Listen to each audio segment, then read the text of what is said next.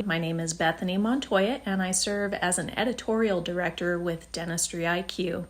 I'm starting a new series called Trending Topics, where I'll be focusing on different technological advances and news within the healthcare industry to see how it impacts your practice. Today, I want to focus on the topic of 3D printing.